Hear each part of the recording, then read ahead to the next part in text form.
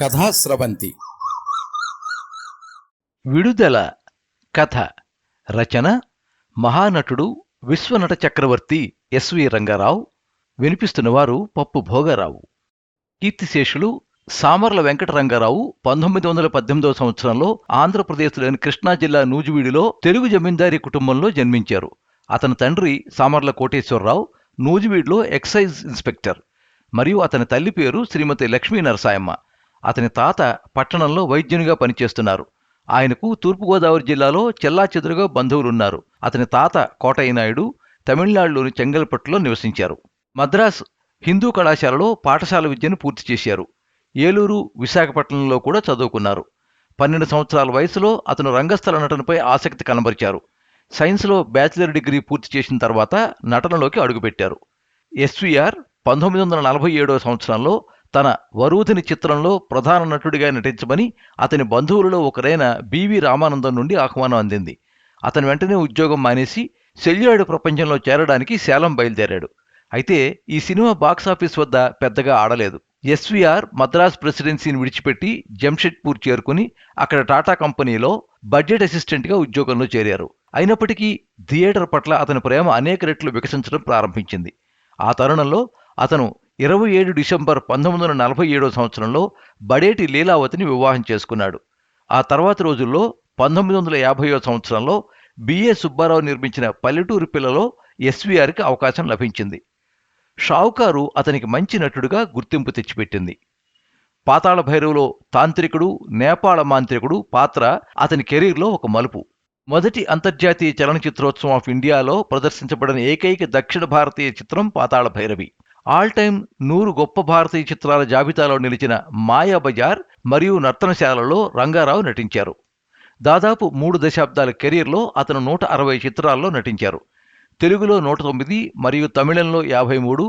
అతను వాణిజ్య ప్రకటనలో నటించిన తొలి స్టార్లలో ఒకడు మరియు ప్రముఖ సిగరెట్ బ్రాండ్ బర్కిలీ కోసం అతని ప్రకటన చాలా ప్రజాదరణ పొందింది. ఆంధ్రప్రదేశ్ ప్రభుత్వం అతని జ్ఞాపకార్థం ఒక అవార్డును నెలకొల్పింది. ఉత్తమ పాత్ర నటనకు ప్రతి సంవత్సరం అందజేస్తుంది. దీనిని ఉత్తమ క్యారెక్టర్ యాక్టర్గా ఎస్వి రంగారావు అవార్డు అంటారు. 2010 సంవత్సరంలో విజయవాడలోని తుమ్మలపల్లి కళాక్షేత్రంలో ప్రముఖ నటుడు చిరంజీవి చేతుల మీదుగా రంగారావు కాంస్య విగ్రహాన్ని ఆవిష్కరించారు. ఎస్వి రంగారావు యొక్క డిక్షన్, తెరపై మహోన్నతమైన వ్యక్తిత్వం, అతని పాత్ర స్కెచ్లలో ఆకట్టుకునే చమత్కారాలు, సమాజం మరియు సాహిత్యం నుండి ప్రేరణ పొందగల సామర్థ్యం అతన్ని సుస్థిరం చేసేయి. ఎస్వి రంగారావు 1950, 60 మరియు 70లోని సూపర్ స్టార్లైన ఎన్టీ రామారావు, నాగేశ్వరరావు, ఎంజి రామచంద్రన్ మరియు శివాజీ గణేశన్లతో సమానంగా ర్యాంకు పొందారు.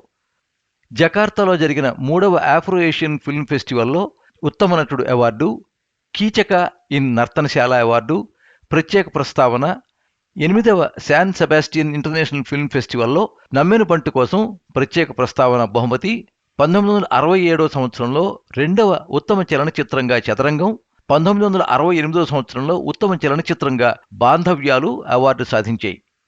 ఆయనకు రాష్ట్రపతి అవార్డు, విశ్వనట చక్రవర్తి, నట సార్వభౌమ, నటశేఖర విశిష్ట బిరుదులు లభించాయి. ఆయన గౌరవార్థం భారత ప్రభుత్వం 2013 సంవత్సరంలో ₹5 పోస్టల్ స్టాంపును విడుదల చేసింది. 1974 సంవత్సరం జూలై 18వ తేదీన మద్రాసులో గుండెపోటుతో ఎస్వి రంగారావు స్వర్గస్థులయ్యారు.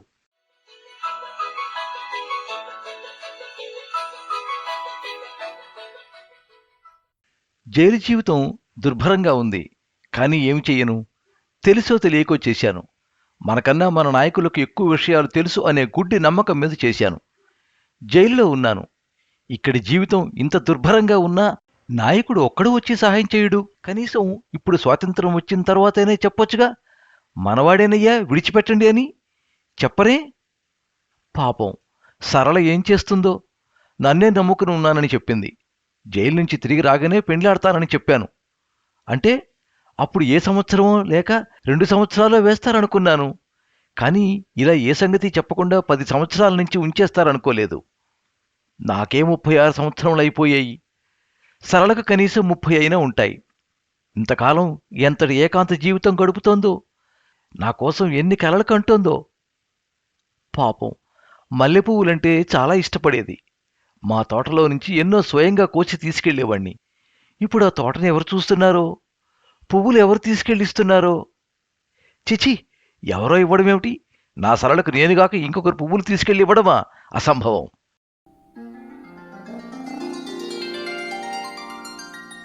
అది 1942వ సంవత్సరం. బిఎస్సి చదువుకుంటున్నాను. సరళ నేను 10వ ఏట నుంచి స్నేహితులమే. మా ఇద్దరిలోని ఎటువంటి అరమరికలు ఉండేవి కావు. యుక్త వయసు వచ్చిన తర్వాత కూడా అలాగే ఉండేవాళ్ళం. నా మేనత్త కూతుళ్ళు అందరూ అందగత్తెలే. కానీ వారందరితోనూ సరిచూస్తే నా సరళ మాత్రం కాస్త తక్కువే అని చెప్పాలి. పైగా పాదం కాస్త మడతపడి పుట్టింది. కుంటిపిల్ల. ఇదీ ప్రపంచం నా సరళకు పెట్టిన పేరు. పాపం, చాలా కాంప్లెక్స్తో బతికేది. అందుకే కాబోలు నాకదంటే అమితమైన ప్రేమ. వేసవి పున్నమి. మల్లెపొద మాటను ఏకాంతంగా భావగీతాలు నాలో నేనే కూనిరాగాలు తీస్తూ ఉన్నాను. ఏదో అలికిడి. తెల్లని చీర, అప్సరస నాట్య భంగిమం. ఆహా, ఎన్నో హేలు తీర్చిన భంగిమది. కలలో కూడా కనలేని, కౌలుకు కూడా అందరి భంగిమది. నా సరళ ప్రశాంతంగా, అతి మనోహరంగా నా వద్దకొచ్చింది. ఎవరు చెప్పారు నేనిక్కడున్నానని? నాకే తెలియదే నేనిక్కడ ఉంటానని. ఎలా వచ్చింది? దైవ సంకల్పం అంటారు. మనుషులు ఇక్కడికి కూడా రావాలా? భగవంతుడా, అదే నా కడసారి కౌగిలింత. పులకరించిన మేనుతో గడుపుతున్నాను జీవితం. సరళా, జ్ఞాపకం ఉన్నానా నీకు?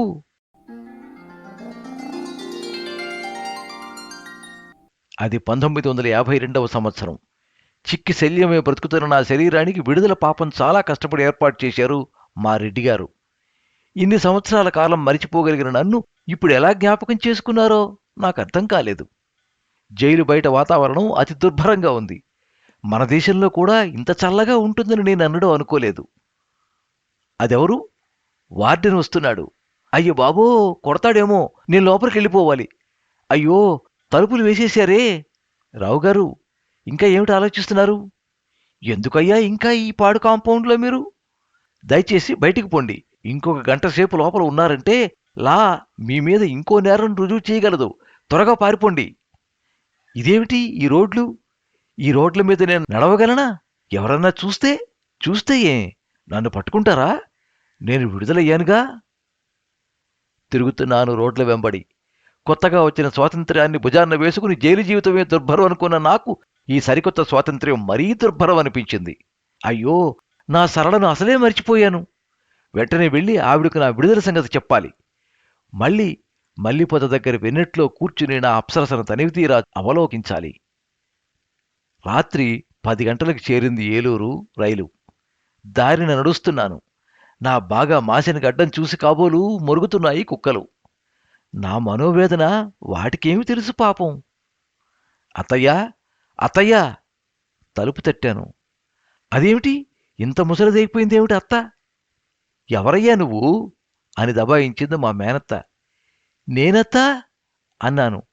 అయ్యో, నువ్వా నాయనా, రా లోపలికి రా అని ఆహ్వానించింది ప్రేమతో. ఎంత మారిపోయావు నాయనా. అవును, నువ్వు చచ్చిపోయావని చెప్పారే. నేను చచ్చిపోవడమా? ఎప్పుడత్తా? అయ్యో, 8 సంవత్సరాల క్రితమే మాకు తెలియచేశారు నాయనా గవర్నమెంట్ వారు. లేదత్తా, నేనింకా బ్రతికే ఉన్నాను. కానీ సరళ ఎక్కడా? ఇంకెక్కడ సరళ నాయనా, అంతా అయిపోయింది అంది మా అత్త కళ్ళంట నీరు కారుస్తూ. అదేమిటత్తా? అవునాయనా, మీ క్లాస్మేట్ అట సవరాల మోహన్ రావు వచ్చి ఎంతో ఆప్యాయంగా అడిగాడు. సరేనన్నాం. తీరా పెళ్లికి అన్ని ఏర్పాట్లు చేసుకున్నాక ఆస్తంతా తన పేరును రాస్తే గాని చేసుకోనన్నాడు. ఎలాగైనా దానికి చెందవలసిందే కదా అని సరేనని పెళ్లి చేశాం బాబు. 3 నెలలన్నా సుఖజీవితం గడిపిందో లేదో అనుకోకుండా ఒక రాత్రి ఇంటికి వచ్చేసింది బాబు. మాతో ఏమీ చెప్పేది కాదు. ఎంతసేపుకు తనలో తాను ఏడుస్తూ ఉండేది. తిండి కూడా సరిగా తినేది కాదు. ఒక రాత్రి గట్టిగా కేకపెట్టింది. దగ్గరికి వెళ్ళి చూసేటప్పటికీ కళ్ళు తేలవేసి కాళ్ళు చేతులు తన్నుకుంటోంది. డాక్టర్కి కబురు పంపించాం. అతనొచ్చేలోగా అంతా అయిపోయింది నాయనా. పాపిష్టముండేవాడు ఏం బాధలు పెట్టాడో ఏమో. తన భర్తకు పనికిరాని తను జీవించడం మంచిది కాదంటూ ఉత్తరం ముక్క రాసి మరీ చచ్చిపోయింది.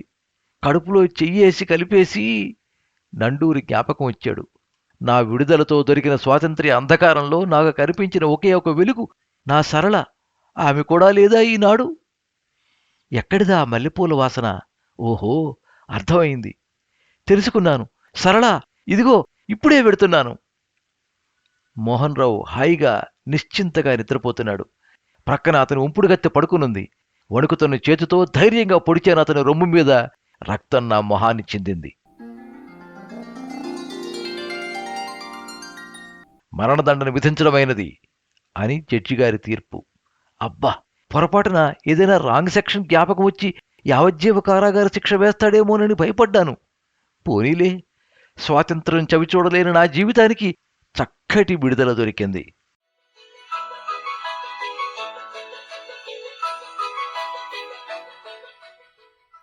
మీరింతవరకు యువ మాసపత్రికలో ప్రచురించబడిన కథ విడుదల విన్నారు. రచన మహానటుడు విశ్వనట చక్రవర్తి ఎస్వి రంగారావు. వినిపించిన వారు పప్పు భోగారావు. ఈ కథ మీద మీ అమూల్యమైన అభిప్రాయాన్ని కింద కామెంట్ బాక్స్లో రాయండి. ఈ వీడియోని లైక్ చేయండి, మీ మిత్రులందరికీ షేర్ చేయండి. ఇలాంటి మరిన్ని మంచి కథలు వినిపించడానికి ఈ ఛానల్ని సబ్స్క్రైబ్ చేసుకోండి. పక్కనే ఉండే బెల్ ఐకాన్ని క్లిక్ చేస్తే ఇలా అప్లోడ్ చేసే వీడియోల వివరాలన్నీ కూడా మీకు ఎప్పటికప్పుడు నోటిఫికేషన్ ద్వారా తెలుస్తాయి. ఎప్పుడు మీ అభిమానాన్ని కోరుకునే పప్పు భోగారావు. సర్వే జనాః సుఖినో భవంతు. కథా స్రవంతి.